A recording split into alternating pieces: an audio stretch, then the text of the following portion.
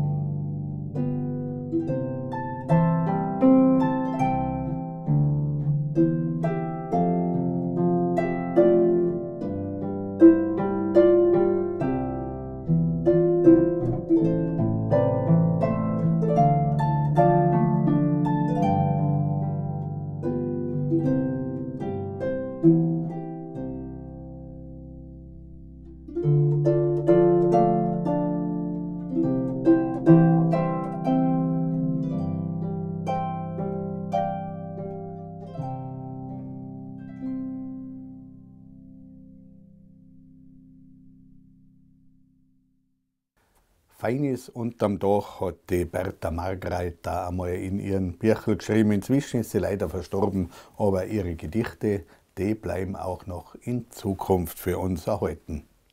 Eins davon heißt Zufrieden. Ein Ofen im Winter, der recht gut harzt, ein Speck zu der Jausen, der richtiges barzt. Ein Dach übern Kopf und erstöpfig genug. Kein Frieren und kein Hungern ist mehreste gut. An gesund tat man wünschen, dass gar nie weit fehlt und für die ärgste Not a bissl Geld. A Platzl zum Rasten, an Frieden im Haus, mit Leid, die's gut meinen, ist Beste nur draus. No mehrer und no mehrer, das muss ja nicht sein. Willst mehrer und mehrer, kannst zufrieden nimmer sein.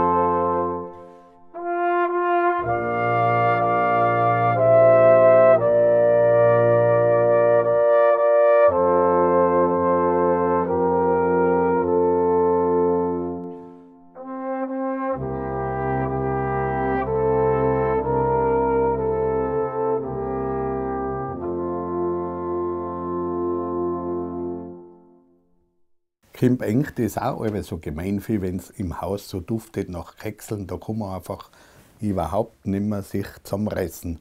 Genauso geht es mir, denn da riecht schon wieder und die Martina, meine Frau, ist schon wieder beim Backen. Was genau, wird sie euch gleich erzählen. Grüß dich. Heute machen wir Spritzgebäck.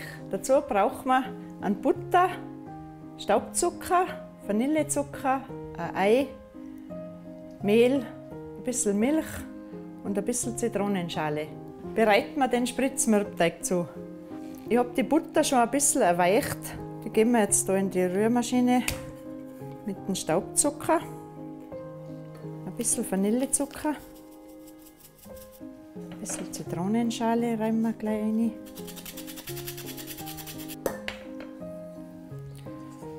Das wird jetzt schaumig gerührt und ein Ei rühren wir da rein.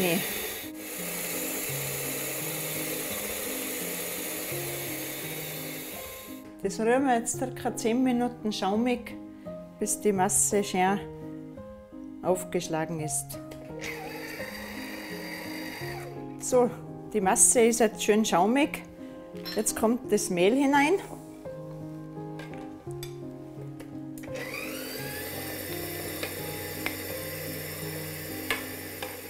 Ganz zum Schluss kommt noch ein bisschen Milch hinein.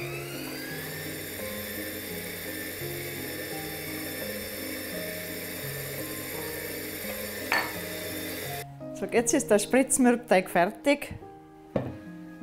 Den füllen wir jetzt in einen Spritzsack. Da können wir den schon aufs Blech bringen. Wir spritzen jetzt da so Stangerl. Da kann man verschiedene Variationen aufdressieren. Wir machen jetzt einmal so Stangerl und dann noch ein paar Gipfel.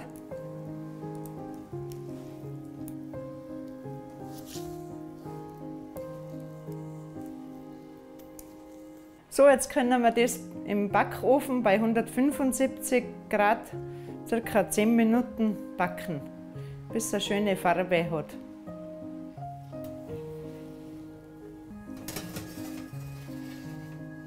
So, jetzt sind sie ein bisschen ausgekühlt. Jetzt können wir die füllen mit Marillenmarmelade. Drehen wir die Hälfte um. Dann spritzen wir da die Marmelade hinein.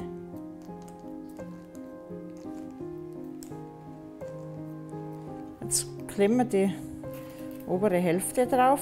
Ich tunke jetzt die Gipfel und die Stangerl mit der erwärmten Schokoladenglasur. Ich tunke nur die Spitzen vorne ein, ein bisschen abstreifen und ablegen aufs Papier. Jetzt lassen wir die Schokolade nur ein bisschen fest werden, stellen wir es nur ein bisschen kalt und dann können wir sie reinbringen zum Martin in die Stuben.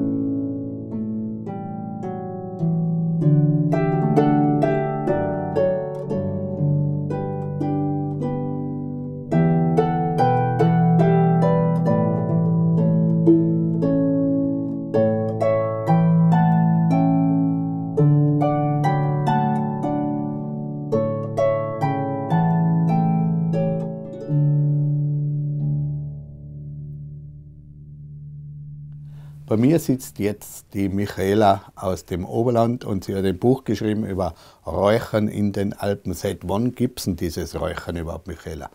Das ist ganz eine alte Tradition, die gibt es eigentlich schon seit Urzeiten. Und die hat sich einfach so dazu immer mehr entwickelt. Und man ist halt immer draufgekommen, was für Pflanzen und Kräuter für eine besondere Wirkung haben. Zu Weihnachten gehen ja die Bauern auch rund ums Haus oder wir daheim machen das auch noch. Hat das alles einen Bezug oder sind das eigene Geschichten? Also es hängt schon irgendwie alles zusammen. Es gibt dieses Räuchern, wo man sagt, man tut Schutzräuchern und Ausrachen gehen. Gell? Und nachher gibt es einfach auch dieses Räuchern in der Kirche. Da ist aber eher das Segnen von Gegenständen. Gell? Und die keltische Tradition ist es so, dass man eigentlich zu allen verschiedensten Anlässen geräuchert hat. Also zu allen wichtigen Lebensfesten wie Hochzeiten, Todesfällen und zu diesen ganzen keltischen Jahreskreisfesten. Jetzt haben wir gerade 2 Jahre Corona hinter uns, also ist das für die Gesundheit auch gut, oder? Ah ja, freilich. Es gibt zum Beispiel Pflanzen, die besonders gut beim Räuchern die Raumluft desinfizieren. Da gehört zum Beispiel der Wacholder dazu. Mhm. Jetzt sieht man da ein paar Utensilien von dir da drüben. Ich weiß nicht, hast du ein Gold mitgebracht oder möchtest du mich bestechen oder was ist da drin? Da ist ein Weihrauch drin. Gell? Ja. Und der Weihrauch ist halt einfach bei uns schon eine wichtige Räucherpflanze, obwohl sie ja nicht bei uns wächst. Aber in der katholischen Kirche ist einfach der Weihrauch ganz was Wichtiges, der viel verwendet wird zum Räuchern. Und da der Stein da, was ist das für einer? Das ist kein Stein, das ist ein Harzbrocken. Schau. Ja. Und das ist echt ein ganz großes Fundstück und das ist von einem Föhrenbaum.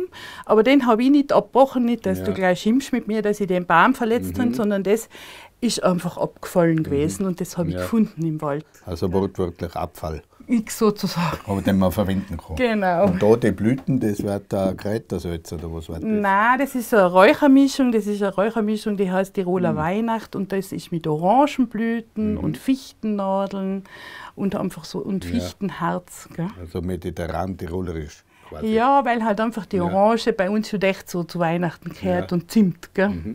Und da, das ist von der Geierwalle, die Feder oder von was ist das? Von einem Adler. Adler. Das ist eine Adlerfeder. Braucht man das? Und die Feder braucht man, um den Rauch zu verteilen, wenn man ausrachen geht. Ja. Gell?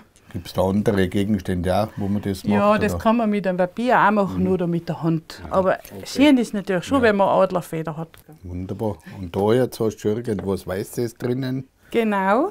Das ist jetzt also eine Räucherschale mit Sand und Räucherkohle und die haben wir schon angezündet und wenn sie grau ist, nachher kann man sie dann auch verwenden, weil dann sinkt die Temperatur wieder und dann kann man gut zum Räuchern verwenden.